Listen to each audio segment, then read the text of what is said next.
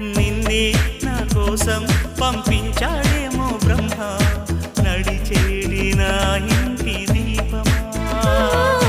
నీతో సావాసం పండించింది నా జన్మ, నూరేళ్ల నాలో సట కుంకుమ.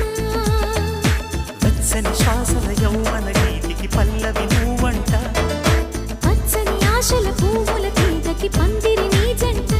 మనవిగి కౌగిలి తన కోవెలని కొలువుండి పోవాలని చేరింది ప్రేమ.